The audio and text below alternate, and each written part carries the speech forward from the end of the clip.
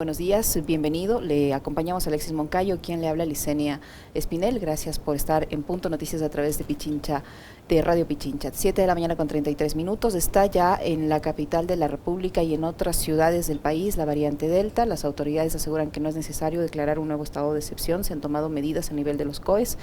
Y se dijo ayer el viceministro de Gobernanza en Salud que estos casos, al menos los de la capital de la República, fueron detectados en el aeropuerto Mariscal Sucre y se ha empezado o se ha aplicado ya este cerco epidemiológico. ¿Cómo analizar la situación de la presencia de la variante Delta en nuestro país y qué tan peligroso va a ser respecto a cómo está actualmente la situación sanitaria? ¿Esto va a provocar un repunte de casos, cree usted, doctor? Buenos días, bienvenido. Hola, buenos días, muchas gracias por la invitación. Soy César Pazimiño. Perdón, ya lo confundí con su hermano. Sí, así es. Gracias. Bueno, el tema de la variante Delta es preocupante según la misma Organización Mundial de la Salud. Lo había definido y es preocupante porque tiene algunas características especiales, tiene al menos unas 3 mutaciones nuevas en su material genético que le hace primero más agresiva en su contagio. No se tiene evidencia de que sea más agresiva en el tema de los síntomas o que produzca mayor número de muertes, pero sí al ser más contagiosa y necesitar menos carga viral, menos virus para manifestar los síntomas y también para contaminar a las personas. Se hablaba antes de 100,000 virus para poder contaminar, ahora se está hablando de menos de la mitad, ¿no? Para que una persona contagie a otra. Entonces, todo esto hace que el virus se propague. A los virus les interesa, digamos, invadir huéspedes, porque en la lucha para sobrevivir tiene que invadir huéspedes. Entonces empieza a diseminarse. ¿En quién se disemina? Pues se está viendo que esta variante está atacando a todo tipo de personas, incluso niños, embarazadas, gente joven, y eso hace que los sistemas de salud podrían volver a colapsar, y por eso es la preocupación que ha manifestado toda la comunidad científica y médica de los diferentes países, porque ya está en más de 106 países del mundo esta variante, ¿no? Y probablemente sea la variante que reemplace a la variante anterior, a las variantes anteriores alfa y gamma, no sé, pero eso está por verse. Hay países que ya han llegado a más del 60% de sus enfermos con esta variante. Aquí tenemos pocos casos, están siendo controlados, se está haciendo el cerco epidemiológico, se está haciendo las pruebas necesarias a personas que entran de otros países con síntomas o que hagan PCRs positivos. Creo que una cuarentena, si no total, pero sí controlada a viajeros es importante y a los contactos de esta nueva variante. Doctor, ¿cómo está? Muy buenos días. Bueno. La única manera digamos, de evitar el contagio es cuidándonos, manteniendo las medidas de bioseguridad, porque incluso estando ya vacunados podemos contraer este virus y esta variante, ¿cierto? Así es. Y yo creo que las medidas vamos a tener que continuarlas al menos hasta el año finales del 22, ¿no? Eso ha dicho la misma Organización Mundial de la Salud. Y claro, mientras estemos con el tema de la pandemia y hay riesgo de que aparezcan nuevas variantes, porque eso es típico de los virus que van mutando para adaptarse al huésped, y entonces puede ser que aparezcan nuevas. Hay que seguir protegiéndose, mascarillas, desinfección, aireación de los sitios, no aglomeraciones. Creo que esa va a ser la única medida por ahora que nos está cuidando del tema. Las vacunas son importantísimas para acercarle al virus. No puede haber personas todavía que duden de la eficacia de las vacunas. Esa es una manera de salvar personas. La tasa de letalidad del virus es alta, es de 4.7% para el Ecuador versus 2% de otros países. Entonces sí hay una problemática real en el Ecuador. Las vacunas aparentemente cubren las nuevas variantes, aunque de manera menor. Entonces se habla entre el 60 al 82% de cobertura a las variantes nuevas, la Delta específicamente, con 2 dosis de las que requieren 2 dosis de vacunación. Entonces, hay digamos, como una buena señal de que las vacunas van a seguir protegiéndonos. O sea, se ha cuestionado las vacunas. Se dice, es que ha bajado el porcentaje de protección. Muy bien, podría ser así, así son los datos, pero entre 0 de protección a 60% de protección, eso es una ventaja espectacular con relación a la posibilidad de que te mueras por la enfermedad, es 4.7%. Entonces yo creo que sí vale la pena aclarar que la vacuna es una herramienta fabulosa para detener la pandemia. Doctor César Pazimiño, ¿por qué esta variante es tan contagiosa? Usted dice que necesita menos cantidad de virus. ¿Por qué es tan contagiosa? ¿Y por qué no podemos salir del problema de una variante que se nos presenta otra? Ahora tenemos esta que usted dice va a volverse predominante en el país y pueden venir más. ¿Por qué el virus cambia tan fácilmente? Bueno, el virus por sí mismo, el momento que se replica, que se divide, que sale al exterior de una persona contaminada, ya viene con una presión de mutación. La presión de mutación es el sistema inmunitario. Esa es una de las razones. La otra es que el propio virus muta. Cada vez que se replica, cambia alguna letra de su alfabeto de la vida, son 30.000 letras las que tiene el virus, entonces puede mutar una. Cuando muta y cambia la proteína en realidad que tiene el virus, se hace más agresivo o menos agresivo. La variante Delta tiene una mutación que hace que se pegue más fácil a los receptores de las células pulmonares, a este receptor famoso ACE2, y entonces le atrapa más fácil, le hace más pegajosa y por tanto es mucho más fácil que las personas se enfermen por esta variante. En este juego del huésped con el virus pueden aparecer nuevas variantes, así es.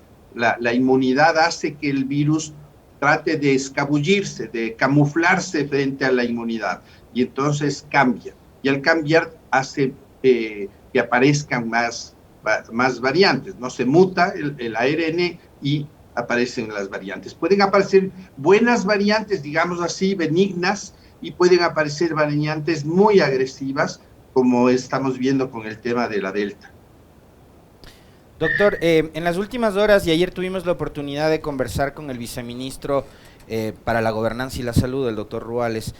Nos decía que ya tienen fecha confirmada para empezar con la vacunación de niños de 12 años en adelante. ¿Esta decisión es acertada a criterio suyo?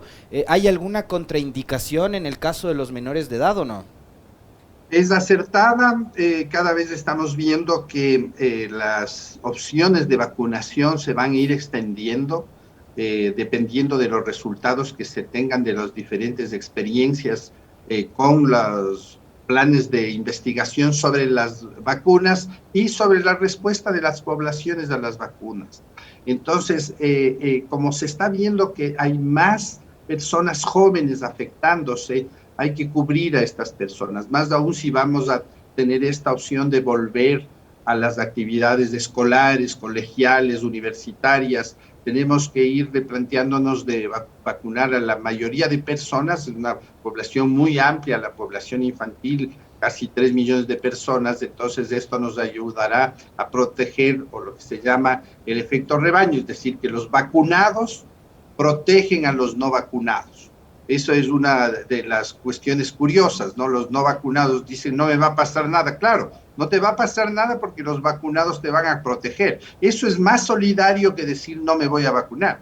Entonces, es acertado, probablemente se baje con el tiempo la edad de vacunación, no se ha visto contraindicaciones, aún más bien ventajas de que los niños a su vez protegen a sus familiares de no contaminarse, porque al estar vacunados, pues ellos mismos van a tener mejor respuesta frente al virus. Doctor, ¿por qué toma tanto tiempo secuenciar las muestras que se toman y determinar que se trata de esta variante Delta? porque el viceministro de Gobernanza nos decía que detectaron unos casos, en el caso de la capital de la República, en el aeropuerto, porque presentaban sintomatología sospechosa y después que hicieron este análisis, obviamente determinan que es la Delta. ¿Por qué se demoran tanto en secuenciar y qué síntomas distintos o particulares a los que ya sabemos, a los que ya nos han dicho, se pueden observar con esta variante un poco para estar alertas? Sí, la dificultad de secuenciar parte de que no hay muchos grupos de investigación en el Ecuador que hagan la secuenciación. Al final, trabajan 3 grupos, digamos así. Y la capacidad de secuenciación es baja. Los precios de secuenciación son altos. No hay un plan de secuenciación desde el Estado, que eso debería ocurrir. Y entonces así cubrir a la mayoría de pacientes. Hay países que están secuenciando al 40% de personas. Nosotros tenemos alrededor de 1.100 secuencias en 400.000 afectados. Entonces, eso significa que tenemos una deficiencia en la respuesta a la secuenciación. La secuenciación del virus nos va a abrir las puertas de entenderle al virus, de cómo se disemina, de qué cepas nuevas aparecen. Podría aparecer una cepa típica ecuatoriana, pero todo eso tendrá que ser a partir de la secuencia del virus, ¿no? Entonces, eso creo que es trascendente que se ponga, digamos, como a trabajar en este sentido, ¿no? De que cuál mismo es la secuencia, cómo se está diseminando en el Ecuador. Y es difícil hacerla, toma su tiempo por los procesos químicos que tienen que ocurrir el rato que uno hace la secuenciación.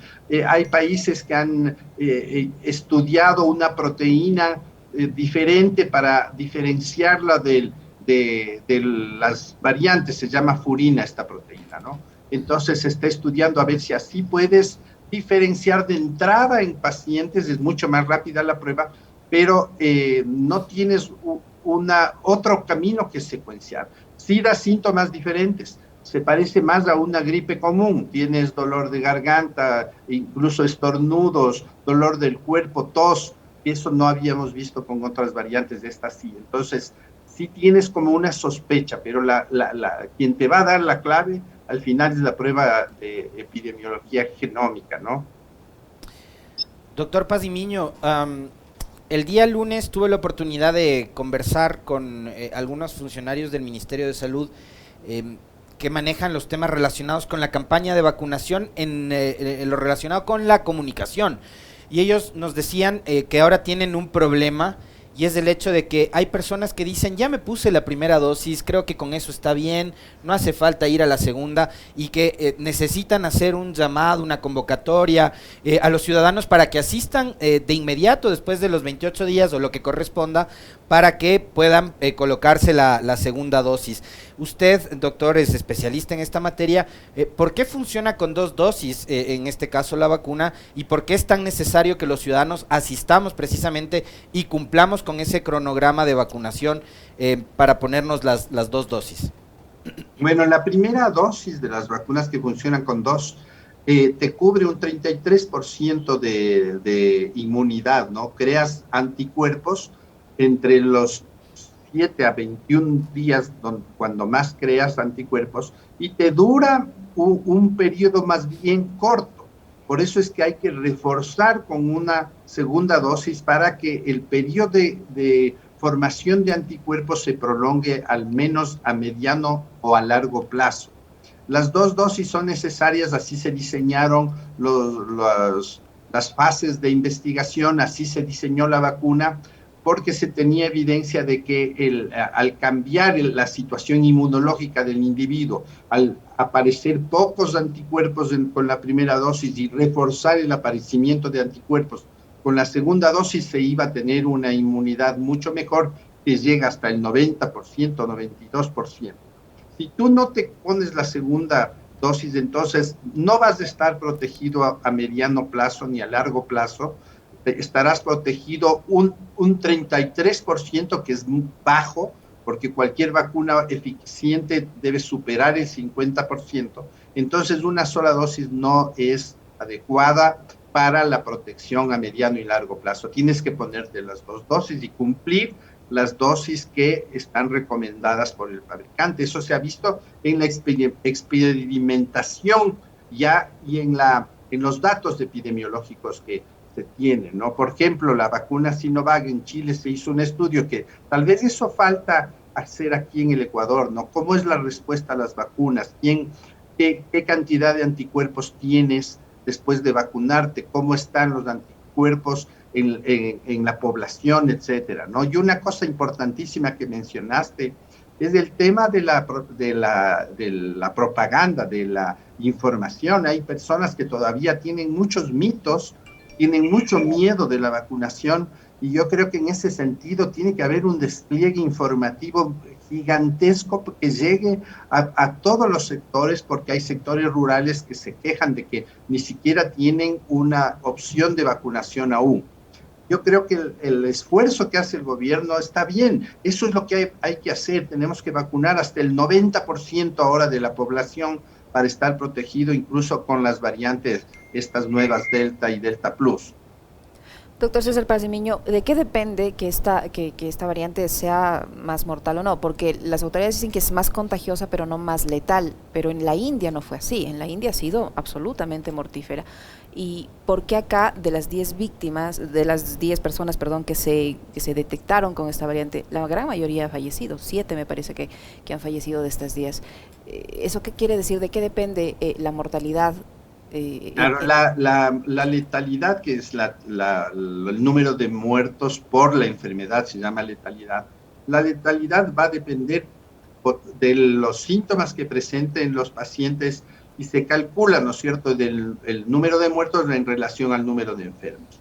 Es verdad que si este momento vemos cuántos muertos ha habido por la variante Delta, uno se queda, digamos, preocupado porque dices, tengo 10 casos de entrada y mueren la mitad. Estás hablando del 50% de mortalidad. Eso es una coincidencia estadística, pero no es lo que se ve en las estadísticas poblacionales. La misma India tenía una tasa de mortalidad en relación a la Delta, es más baja que la mortalidad general del COVID, y entonces lo que ocurrió con la variante Delta es que empezó nuevamente a subir el número de casos y empezó otra vez los sistemas de salud a tener problemas. Y por eso es que se dice, y eso la misma Organización Mundial de la Salud lo dice así, la variante Delta es más contagiosa, no hay pruebas fidedignas de que sea más grave, de que produzca más muertes. Lo que está ocurriendo es que aumente el número de pacientes. Al aumentar el número de pacientes, probablemente tengamos más personas que mueran, pero no es por sí misma más agresiva, más mortal. Doctor, me piden que por favor le pregunte qué pasa con las personas que han sido vacunadas con la marca Johnson & Johnson. Esto ante las alertas de que frente a la variante Delta esta vacuna no sería del todo efectiva. Bueno, eso es una cuestión que está ocurriendo con todas las vacunas, ¿no? Que se está replanteando el tema de la eficacia y eficiencia de las vacunas en relación a estas variantes nuevas que han aparecido. En estudios que se han hecho en poblaciones grandes, hay una baja en la respuesta a la vacunación. Hay estudios que llegan al 33% nada más de eficiencia, pero hay otros que están mostrando que sobre todo las vacunas de 2 dosis tienen entre el 60 al 82% de eficiencia contra estas variantes. La Johnson ha sido cuestionada efectivamente como una vacuna que tiene baja eficiencia, un 33 a 43% de eficiencia, y por eso es que se ha puesto esta alerta.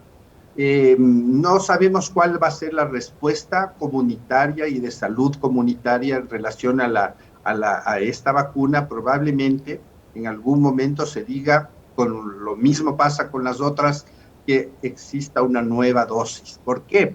Porque si es que los anticuerpos no son suficientes para combatir el virus, necesita reforzar. Esto es una cuestión común, digamos así, en las vacunas. hay vacunas extremas como la de la rabia, por ejemplo, que necesitas 6, 12, 21 dosis para poder resistir, depende del virus, ¿no? Este virus, como es tan cambiante, probablemente necesitas otro refuerzo, y esto podría ocurrir con la vacuna de Johnson & Johnson en relación a la Delta y la Delta Plus. Y probablemente pase lo mismo con las otras, porque si aparece una nueva variante que sea más agresiva, en que evada el sistema inmune, en que cambie la proteína de espiga, esta que hace que se una al cuerpo, entonces tendremos que tener una nueva dosis. Lo que pasa con la gripe común. Con la influenza, o sea, vamos a tener que recurrir casi una vez al año para vacunarnos contra la influenza, como se maneja en ese caso. Exactamente, todavía eso no se ha planteado, pero probablemente una tercera dosis sí va a haber. De hecho, por ejemplo, pacientes trasplantados y que toman inmunodepresores, se está hablando ya de una tercera dosis en este tipo de pacientes porque su respuesta de anticuerpos baja muy rápidamente. Doctor César Pazimiño, ¿qué pasa con las personas que ya han tenido la enfermedad? Hay algunos casos que nos reportan a través de nuestras redes sociales, por ejemplo, de que una persona que ya le dio COVID se vacunó y el médico le dijo que no tiene que ponerse la segunda dosis porque ya con los anticuerpos que le quedaron después de la enfermedad más la primera dosis es suficiente. ¿Las personas que han tenido COVID deben necesariamente vacunarse con las 2 dosis? El requerimiento del fabricante para la vacunación son 2 dosis. El porcentaje de anticuerpos es efectivo a partir de la segunda dosis, eso ya se ha visto. Las personas que han tenido ya la enfermedad tienen anticuerpos que van decayendo, y por eso es que se habla que a partir del tercer mes después de haber tenido la enfermedad es cuando debes vacunarte, porque empiezan a decaer los anticuerpos. Entonces, un refuerzo con una sola dosis podrá incrementar efectivamente la inmunidad, pero habría que basarse en los datos estadísticos de qué pasa con esos pacientes. Y lo que se está viendo es que la vacuna completa, digamos así, es la que mejor responde en los pacientes. La recomendación final es que las personas cumplan el plan de vacunación de la vacuna que te toque. Eso es lo que se ha visto, esos son los datos que se tiene, esa es la mejor respuesta.